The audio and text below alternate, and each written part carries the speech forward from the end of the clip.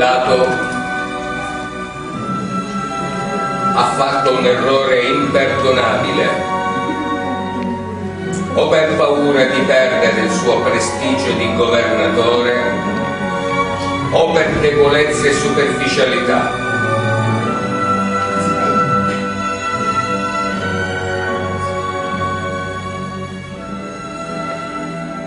Lo ha consegnato ai sacerdoti convalidando la sentenza di morte in croce.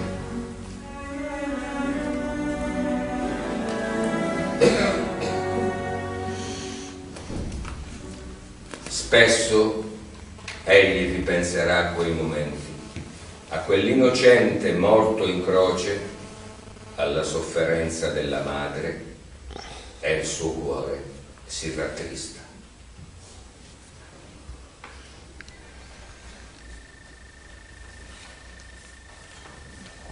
Ma dopo tanto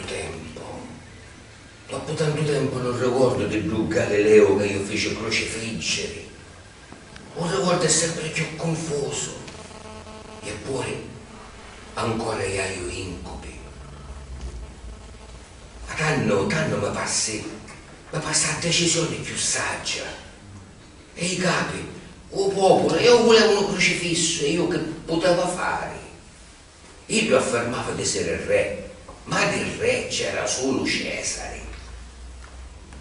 Io mi ricordo che era mansueto, parlava di verità, voleva cancellare la mentalità dell'uomo, ma la legge, Cesare, le precette e l'abitudine della gente, no.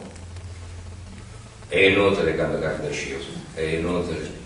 La colpa non è mia, ma di quello che è morto.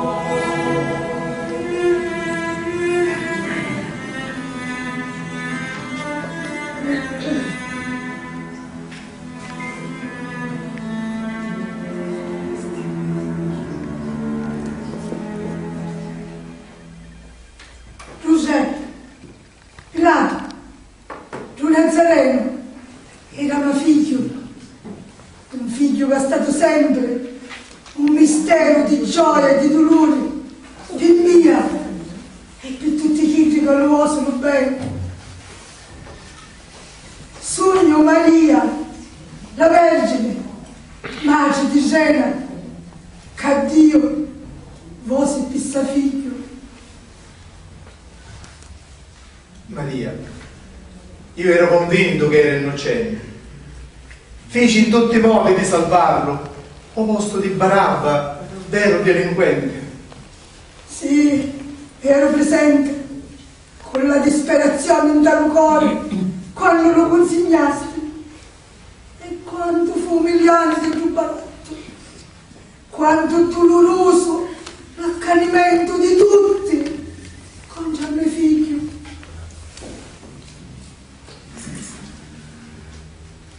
Maria, io avevo l'onesta convinzione che era innocente. E fu l'accanimento dello Sinedrio e fu soprattutto un tradimento di uno dei suoi intimi amici, mi pare Giuda si chiamava, e costò mi misi in difficoltà. Lo tuo demonio fu lo scanto, no Giuda. La preoccupazione che lo popolo in suo buio poteva accusare da Cesare. E consegnaste alla morte più infame l'uomo più innocente. La sua passione mi ci passò l'anima come una lama tagliente. Rispondi, e se fossi stato da figlio? Maria, magari io persi la figlia. Cornelia si chiamava. Ancora a Chiancio. La perdita di tua figlia t'ha visto a fare capire la mia disperazione quando viste che te ne lavaste le mani. Tu non c'eri mentre camminava con la croce sopra le spalle, più morto che vivo per la flagellazione. Castiava, non ce la faceva più avanti, scauci poveri su tappetini. E io sentivo la lama sprofondare sempre più in gianucone. E quando non piovaro di Iova, di un martello, smendarono la mia pelle, persi i sensi. E quando mi ci pigliai, mi viste già i sacri tra cielo e terra. Non c'è il suo sguardo, era lo sguardo di uno che ha dato tutto per amore, fino all'ultima goccia di sangue. E prima di dare l'ultimo respiro, perdonò a tutti, perdonò pure a Dio, Pilato, e lo do rimorso che non ti faccio fare pace. Ma io ti perdonò, come perdona a tutti chi che si pentono. E se tu sei veramente venduto, ricordati che hai salita pure pittia.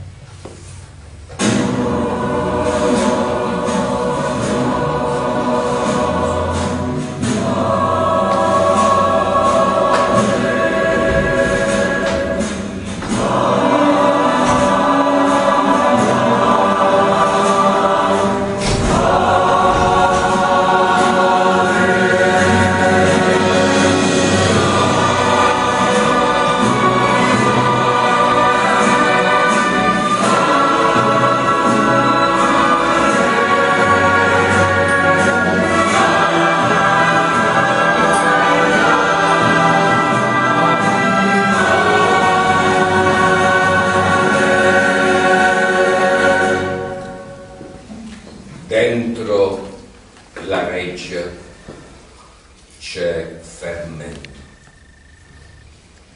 La morte di quell'innocente che voleva cambiare il mondo, che predicava l'amore e l'uguaglianza tra gli uomini, e la resurrezione di quell'uomo Dio che modificava anche il concetto stesso di Dio, che da padre severo ora diviene espressione d'amore e di perdono.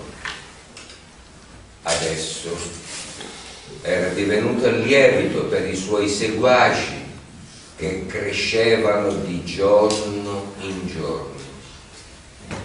Il potere temporale e quello religioso si sentivano vacillare e Cesare vuole capire cosa e perché succede tutto questo.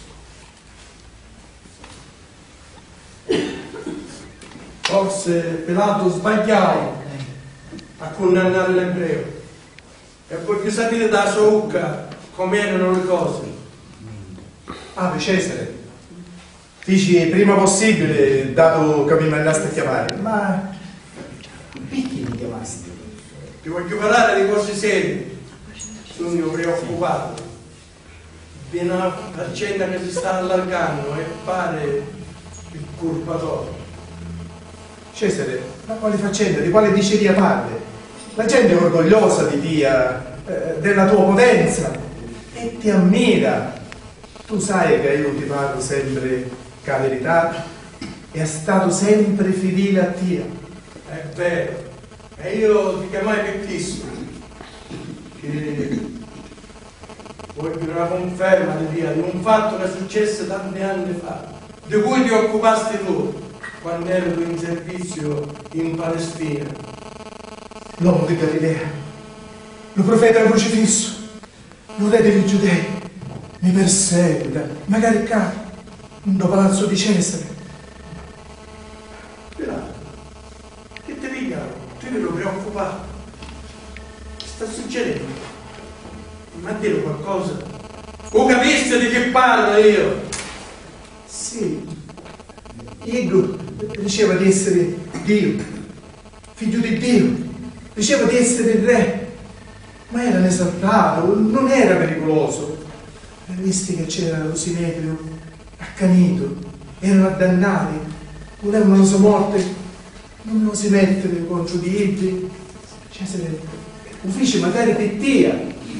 Io mi scandai di vedere la tua reputazione, Cesare, ce lo consigliai, però è vero, tanto stufato, uffici scruscio, ci fu magari qualche diceria, ma di chi si parla ancora? Qualche diceria, si spargiù la voce che al corpo di un crocifisso che tu mi chiesti giustiziare, dopo qualche giorno spariva la sua tomba. E tutti dicono che risuscitava. Addirittura si presentò davanti alla gente e ci parlava. Cesare, ma erano picca quelli che c'erano appresso, tutta povera gente che non conta niente. E invece ora, dopo la sua morte, si formava un gruppo di seguaci che stanno aumentando giorno per giorno e si fanno chiamare cristiani e sono come un fuoco che va sbambando sempre di più. E sto Cristo che la sua gente sostituisce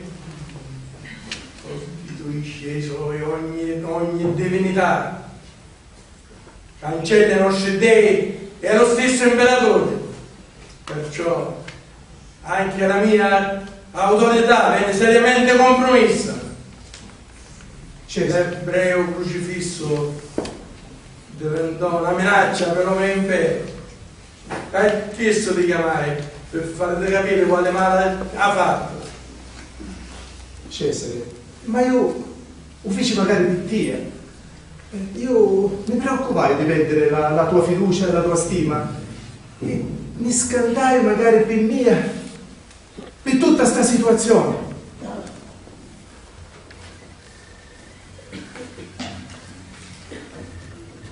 Perciò sto figlio di falegname diventa un eroe per questa gente. E le sue parole radicarono nel cuore della gente.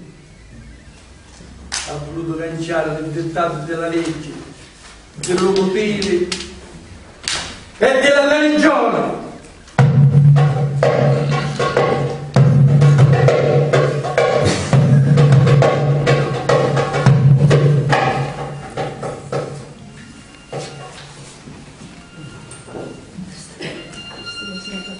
Ma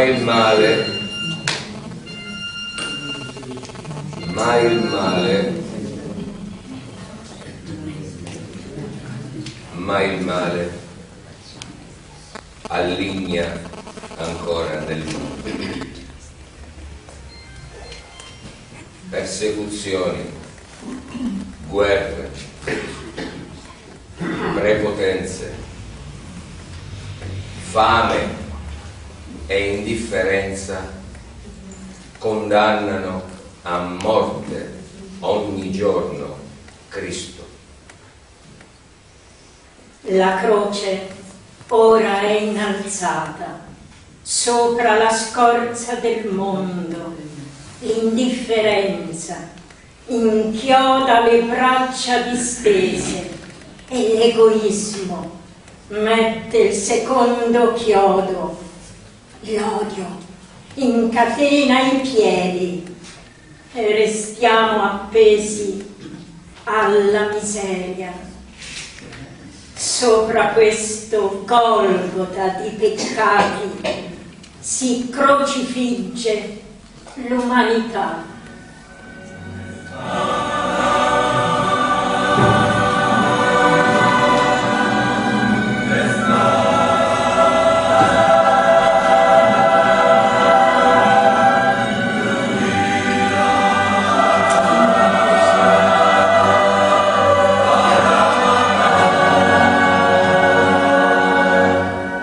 Due legni incrociati non sono una croce, la vita nostra è croce. Pezzo a pezzo, sempre più pesante, e le spalle cedono. Una testa incoronata di spine non è Cristo.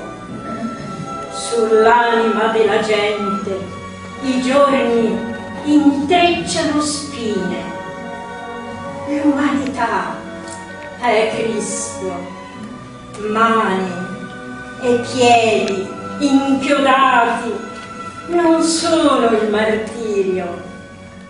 Martirio è guardare la fame, vedere la violenza e la guerra, avere mani e piedi inchiodati ad un sistema di vita sempre più sbagliato. Arrancare con pazienza nella strada della croce non è calvario, ma coraggio di vivere.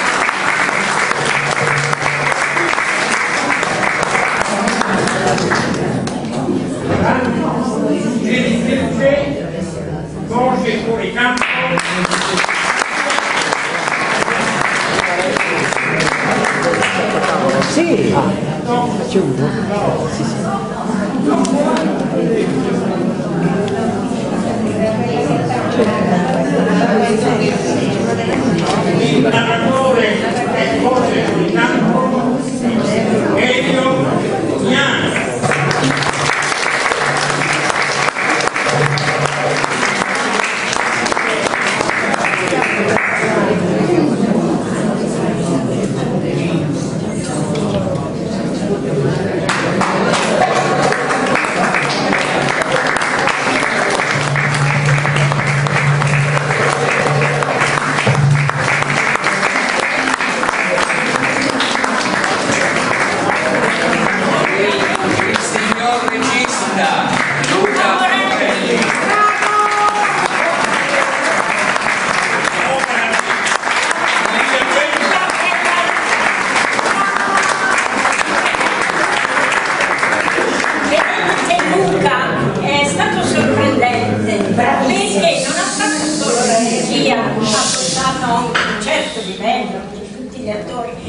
stato costumista e truccatore.